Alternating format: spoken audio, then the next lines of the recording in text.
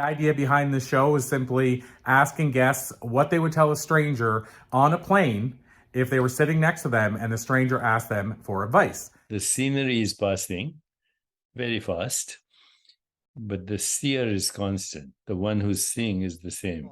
Let me appreciate you for asking a question that I haven't been asked after 2,500 or so interviews over the years. Is you have to drop the ego, which is everyone's greatest obstacle. In 2008, Grant and I had been married for 4 years. I was pregnant with my first child. The economy was collapsing, and we were on the verge of losing everything financially. So I'm so excited to be here with Dr. Demartini. And Dr. Demartini, where I'd like to start, and I dive in deep in this interview show because we only have a few questions usually, so I don't kind of ease my way in. So I dive in kind of deep. And what I'd like to ask you first is, I know you've had quite the journey in your life. I'd love to know, what do you see as the moment everything sort of changed for you, or the defining moment, or what kind of opened up the doors for you to follow the journey you're on right now? I was 17 years old, 50 years ago, on the North Shore of Oahu, at a little sunset recreation center. And an elderly gentleman named Paul Bragg was a guest speaker at a yoga class that I was attending.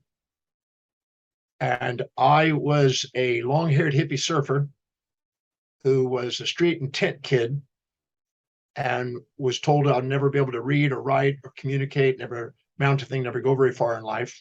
I dropped out of school and lived on the street since I was 13. And after listening to this man speak, I had a dream, a vision, that I would overcome my learning problems and someday become intelligent.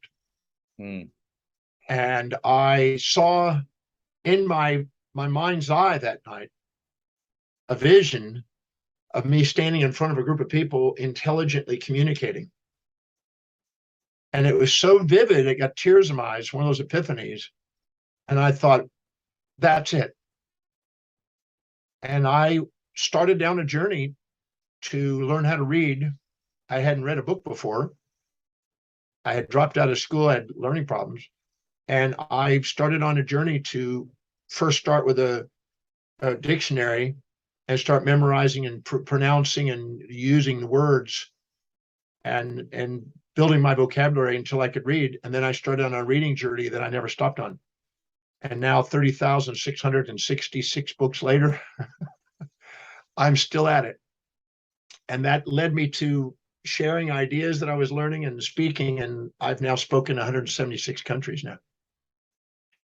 Wow. So I had a question for you that I want to ask about books and reading. And I remember from an interview with you years ago, you mentioned how big of a reader you were, and the number was actually significantly smaller then. So I know you've continued on your path of reading regularly. So I guess, and I don't know if this is even a fair question with that many books that you've read and you continue reading, but is there a book, like the game-changing book that you always say, that was the book? Well, there are two books that really make up one book that is the most comprehensive book on life and a philosophy PhD on life that I tell people that it's worth having. And that is by Mortimer Adler, Syntopicon Volumes 1 and 2. It's a 2-volume set. They're nearly 900 to 1,000 pages each. And they're on the greatest ideas summarized by the greatest minds in the Western world for the last 2,700 years. And it is the most comprehensive overview that I believe an individual who wants to master life, a kind of a PhD on life, reading and devouring and summarizing those texts will be worth it. It's not a popular self-help, how to get rich quick kind of game. It's a exploration on life and our position in the world. And I think that's a good 2 books to start with. So here's the big question I want to ask you is, if you were sitting on a plane and sit next to a stranger and they leaned over, and maybe they didn't know who you are, maybe they do know who you are, but they say, what advice do you have for me? I'm just starting my journey. What do you think you might tell them? That the magnificence of who you are authentically is more magnificent and more grand than any fantasies you'll ever impose on yourself as an individual. And we're not here to compare ourselves to others. We're here to compare our daily actions to what we value most. And we're not here to stand in the shadows of anyone. We're here to stand on the shoulders of giants by reflectively realizing that whatever we see in others that we admire, we have within us. And to dig deep and discover what you're truly intrinsically called to act on, that your life is demonstrating you spontaneously do every day, and give yourself permission to prioritize your daily life in that fashion. Delegating lower priority things that depreciate you and sticking to the highest priority things that illuminate you, and go out and do something magnificent in a sustainable, fair exchange manner with as many people as you can for the greatest fulfillment. Wow. I don't know if you're a big fan of or a big reader of Think and Grow Rich, but there's a couple of elements in there I heard that I'm like, wow, like Think and Grow Rich instilled that in me, and it was life changing. So I think that's monumental advice. I'll follow the up. publishers. Oh, The publishers of Think and Grow Rich are working on 10 books. We're doing another 10 books with them, so I'm very familiar with that book. So we're doing 10 books with that publisher right now. Oh, amazing. I love that. Well, there's a second question I asked that seems somewhat similar, but I do believe it's different. So I call it the time machine question. I've asked this question even more times than the passenger one, but the gist is simply, if you could jump into a time machine, go back and talk to a younger Dr. Demartini and give him some life advice based on what you've learned in the year since, what do you think you might tell him? And I think it's a different question because the other one's about a stranger on a plane. This is more about what would you tell your younger self? And also, would he listen? I guess is the follow-up to that. I would say you're on track. Keep following your heart. Don't let anything on the outside interfere with what you know on the inside of how you want your life to be. And give yourself permission to shine, not shrink. There's no regrets. Just stick to what you know inside. The only time you'll ever think you make a mistake is if you compare your actions to somebody else's values that are being projected on you.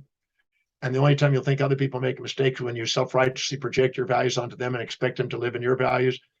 Stick to your own values, communicate effectively your values in terms of other people's values, and you'll be efficiently and effectively drawn incrementally through momentum building actions into something extraordinary. So my last official question, and I'm kind of going to do this in reverse order, is what's the worst thing?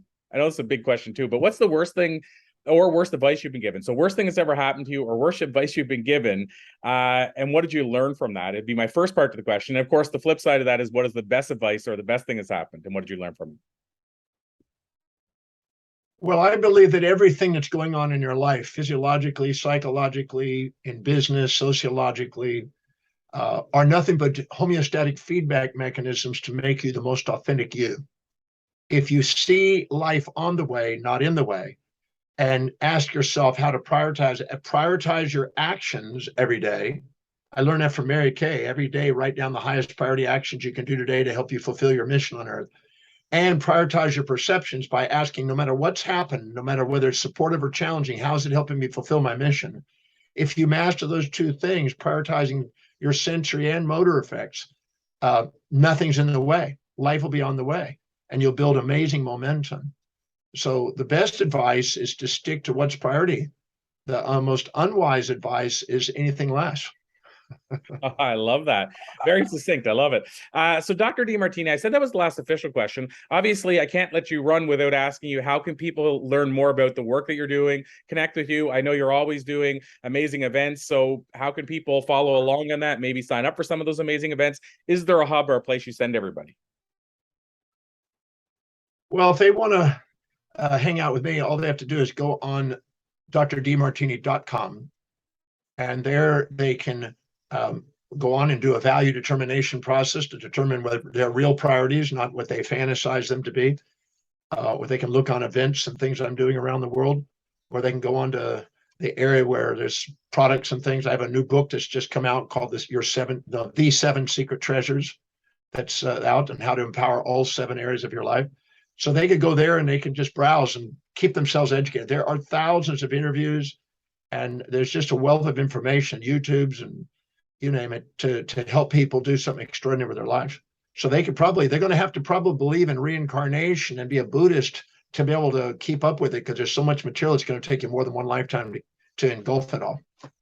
Wow. So what I'm going to do as a result of hearing that is I'm going to jump on and grab the new book. And because we're recording this before airing it live, I'm going to order it and I'm going to have it in my hand when I do the outro to this and talk about what I learned from this interview, so that I can give a little plug for the book, but also I'll have a chance to have read it so I can add that into it. So that's going to be my promise to you, Dr. Demartini. So this has been an absolute pleasure.